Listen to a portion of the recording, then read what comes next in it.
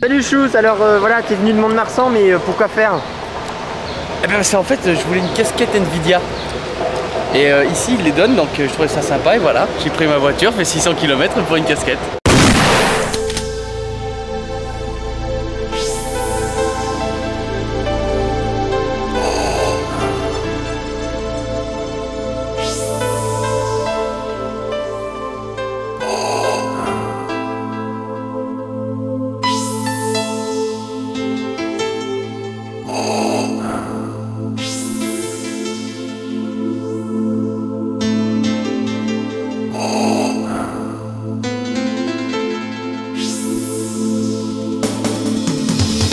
Bonjour à tous, bienvenue dans la grande halle du Parc de la Villette à Paris où se tenait du 5 au 7 juillet 2002 la LAN Arena 7.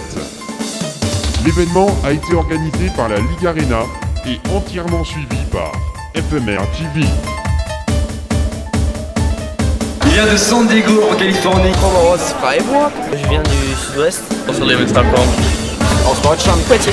Vous l'aurez compris, dans les 10 000 m² d'espace au cœur de la Villette, la LAN Arena 7 accueille 1500 joueurs venus du monde entier. États-Unis, Allemagne, Suisse, France, Russie, Suède et bien d'autres, 20 nationalités différentes sont représentées. Ça se prépare bien? Ça se prépare bien là? Ouais, ça va, ouais. On a eu pas mal de boulot à droite à gauche. Ouais, depuis minuit, c'est ça, vous avez la salle? Ouais, enfin même avant, enfin officiellement depuis minuit, ouais. D'accord. Et autrement, ouais, on bosse sur plein d'autres trucs depuis 2-3 jours. Enfin, du moins moi, les autres, ça fait à peu près un an qu'ils y bossent. Afin de préparer au mieux cet événement, Ligue Arena a fait appel à une centaine de bénévoles venus de la France entière.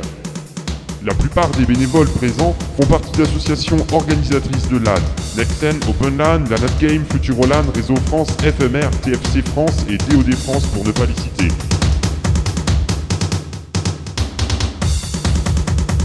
Alors, bonjour Véronique, alors voilà, tu participes à l'organisation de la LAN Arena 7, oui. Donc est-ce que tu l'as déjà fait? Ben, j'ai pas fait la LAN Arena, enfin les autres LAN Arena, mais j'ai fait la GA, la dernière GA de cette année. D'accord, voilà. très bien. Le montage de la LAN a duré plus de 24 heures. Les équipes se relaient et tout ça dans une bonne ambiance. Voilà, alors maintenant on va te montrer le surfeur d'argent.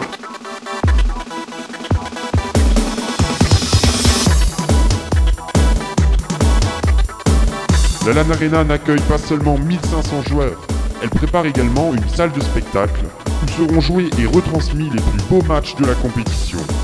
Voici la salle Charlie Parker, avec ses 1200 places assises et ses 4 écrans géants. Aurélien, responsable de la partie technique du réseau, nous explique comment connecter ensemble 1500 PC. Alors, on a deux core switch qui sont les gros morceaux, qui sont juste à ma droite. Là, on a 96 ports en 10-100 mégas. D'accord. Où chacun des ports va représenter une table et ce sera configuré sur un système de VLAN. Oui. Ce qui permettra une configuration DHCP table par table, enfin segment par segment. Et au final, ça va faire 1500 quoi.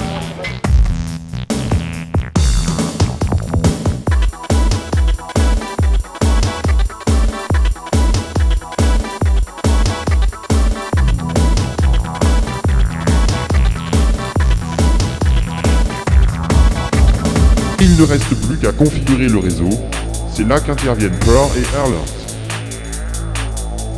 Oh, yeah, my name is Per. My handle is Per, and people generally call me Per. Okay, and you are here to configure the network? Yeah, with your colleague? Oh, no, he's my father one. Okay. Okay, no. Okay, no, he's my colleague.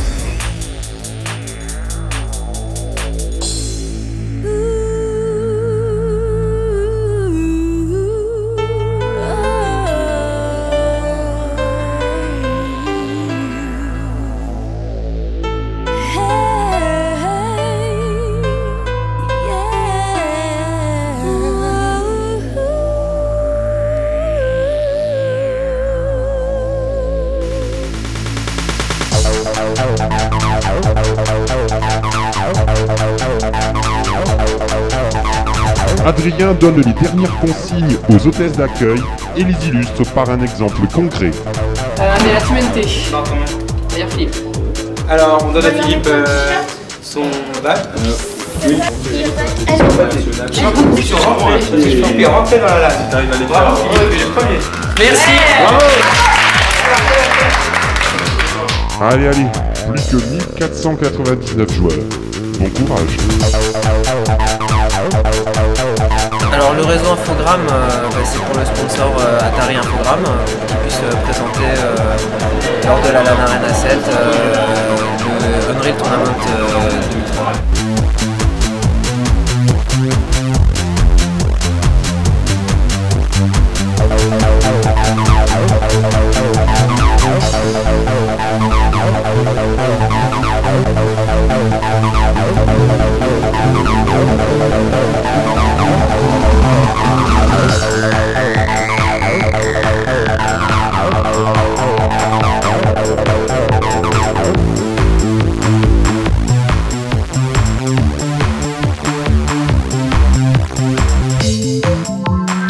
Voici notre futur champion à DOD. Nous ne sommes pas encore connus, mais comme nous allons gagner la LAN Arena, nous allons le devenir. Quelle est ton équipe?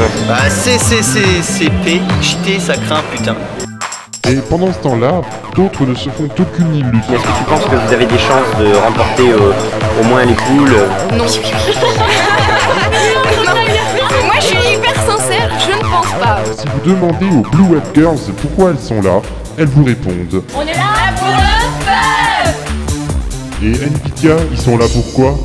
Pourquoi nous sommes présents? Tout simplement parce que beaucoup d'études, notamment celles menées par Valve et Sierra pour Half-Life et Counter-Strike, montrent que les gamers utilisent majoritairement nos produits à environ 71% pour donner un petit peu de précision. Donc ces gens-là nous aiment, nous apportent du support, et bien on veut être là pour leur montrer que nous on les aime aussi, qu'on leur apporte du support et que s'ils ont besoin de quoi que ce soit, de parler de technologie, ou même nous donner des conseils sur les produits, on est là et on leur répond.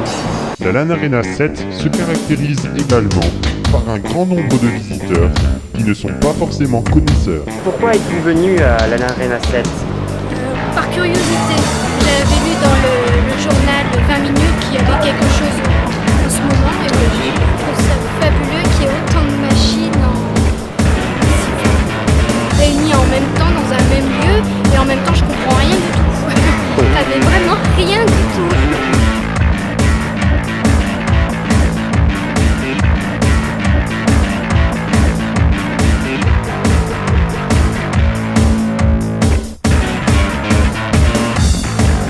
Dans le concours Quake 3 TDM International, chaque match de poule était un match de titan. 04 était là et il s'en rappellera. Ok, 04. You played Quake 3 for the International Championship yesterday, but you didn't win anyway. Was it a good experience? Yeah, it definitely was a good experience. The Europeans are definitely more advanced than us.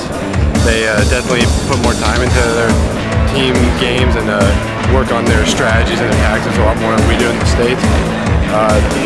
We have not next to zero competition in the States compared to here, where every team has a base strategy beyond anybody in the States. So it definitely was a good experience.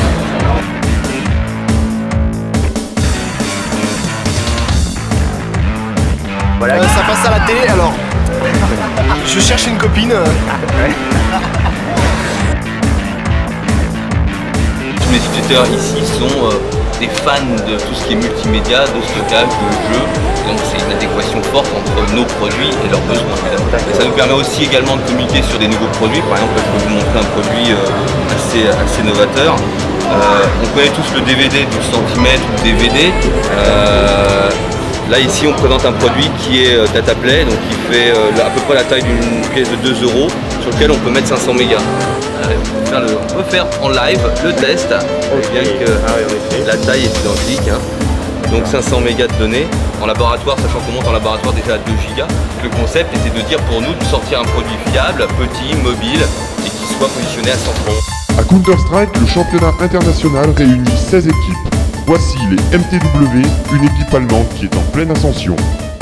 Kommt aus Deutschland, alle 5 kommen wir aus Hamburg, also zumindest in der Nähe davon. Und ja, versuchen dann von da die Internetspiele zu spielen. Ah, okay. Und habt ihr schon viele große LAN wie Ja, wir haben, also die größten Erfolge, denke ich mal, waren letztes Jahr im August die Deutsche Meisterschaft 2001.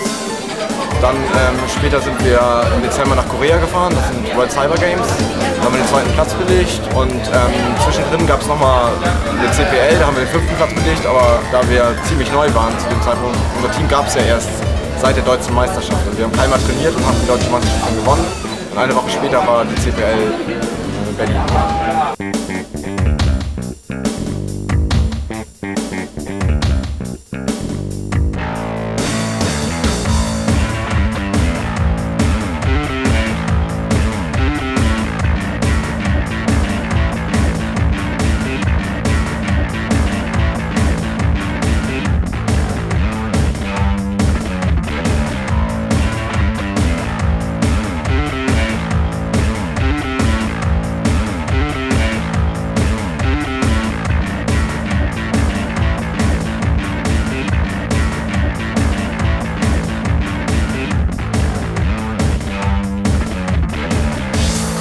L'équipe Jackie PC a fait le déplacement pour la LAN Arena 7.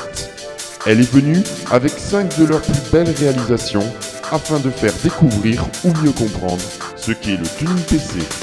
Voilà, donc là on est avec l'équipe Jackie PC, c'est donc un site internet jackiepc.com qui a été ouvert au mois de septembre 2000, donc il y a quelques temps déjà. Il traite donc de tuning PC, ce qu'on peut voir devant vous.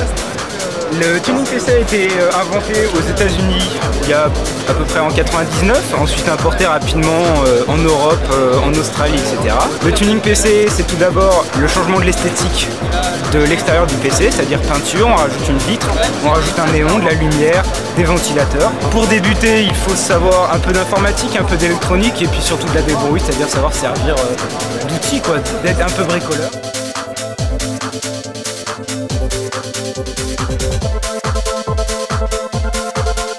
Le tournoi français à Counter-Strike comptait 96 équipes. Voyons où en est Christophe et son équipe, les H4. Hier soir, tu as joué contre les AAA, c'est ça? Exactement. Donc une des équipes favorites françaises. Donc comment ça s'est passé? Très simplement. Hein. Bah, on s'est fait déchirer. Du côté des filles, les Blue Web Girls ont gagné un match de 2 rounds et elles sautent de joie.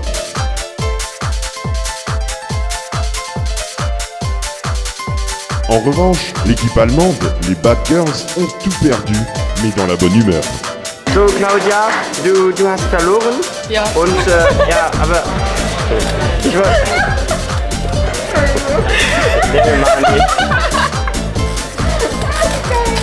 Claudia, du hast verloren. So, eine andere Frage, ja? Hast du gut gespielt? Ja, ich ja, die anderen nicht. Weißt du, wieso du verloren hast? Ja, Kommunikation war halt nicht da. Ja, waren halt, ja, die anderen haben halt geschrien, nur wir nicht. À Quake 3 Team Deathmatch International, 16 équipes s'affrontaient au départ. La première équipe qualifiée pour la finale des finales s'appelle les QPO. For the final, against which teams would you like to play? I don't know. It doesn't matter though. But it would be fun to play the Germans because we just want to rape them and shit.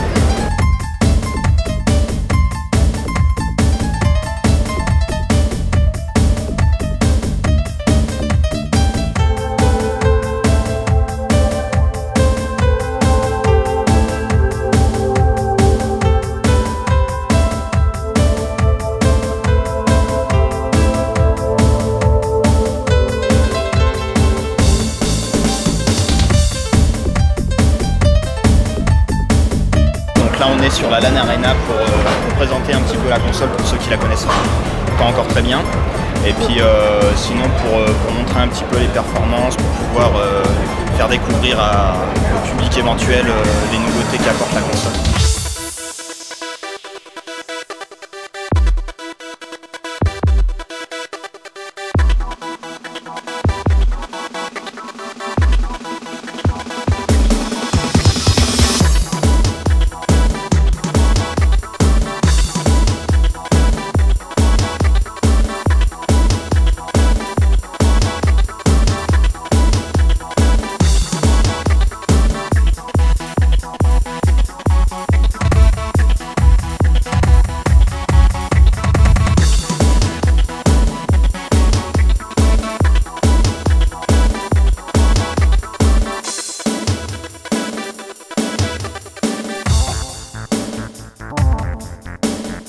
prenons l'avis d'un autre visiteur afin de connaître la raison de sa présence. À la fois ça me passionne parce que ça m'intéresse comme phénomène, si vous voulez. Je ne suis pas un sociologue, mais disons amateur, si vous voulez, dans le sens que je veux voir effectivement qu'est-ce que ça donne dans un compte sur place. Donc là, c'est l'occasion de voir effectivement qu'est-ce qu'ils font, de voir effectivement, essayer de comprendre pourquoi autant de jeunes se réunissent avec à travers un jeu.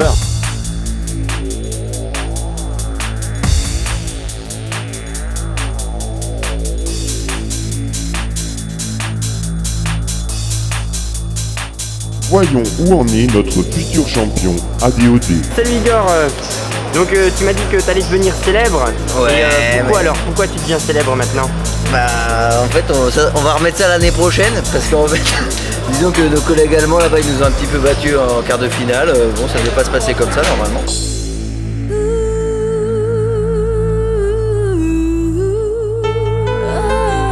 Les joueurs prennent un repos bien mérité avant d'attaquer le grand jour des finales.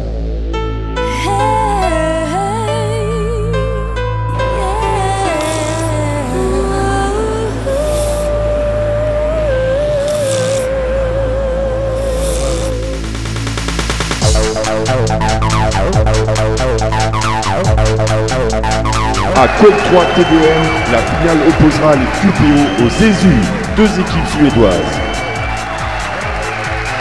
À CS International s'affronteront les Ice et les MTW. Pour la Coupe de France à Counter-Strike se rencontreront les GG et les UG.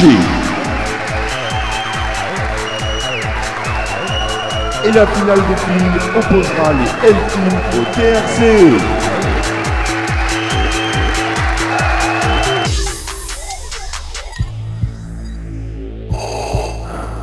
On peut dire que Saint-Germain a un shaft aimanté.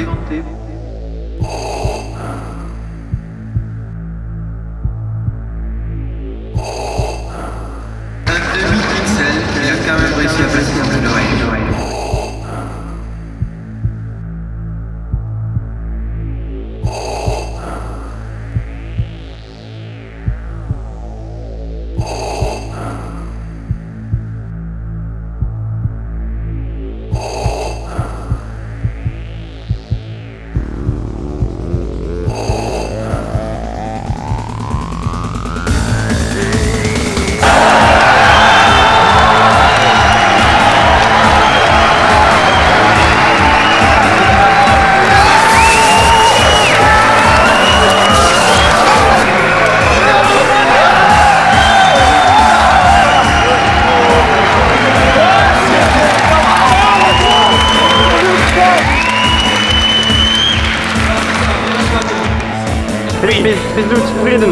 Was sollte ich sonst sein? On peut dire que c'est grâce à ton super coup de snipe. Alors, c'est grâç à toute l'équipe. Le bilan très positif parce que de toute façon on rencontre comme d'hab les mêmes problèmes dans l'organisation des tournois. Dans la salle d'à côté de toute façon. Et ça a été, c'est marrant, j'y pense depuis le début, ça a été un rodéo quoi, comme si on était sur un cheval, tu vois, et il faut pas le lâcher, sinon ça part en couille. On a été à la limite de partir en couille partout, sur les serveurs, sur les timings, sur le spectacle, et tout le monde a tenu. Tout le monde a tenu à chaque poste. Vraiment, je vous aime, et je suis hyper content qu'on soit arrivé là. Voilà, bravo à vous surtout.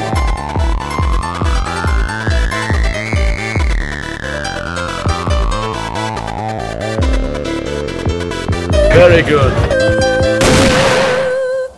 C'est de ma gueule. Oui.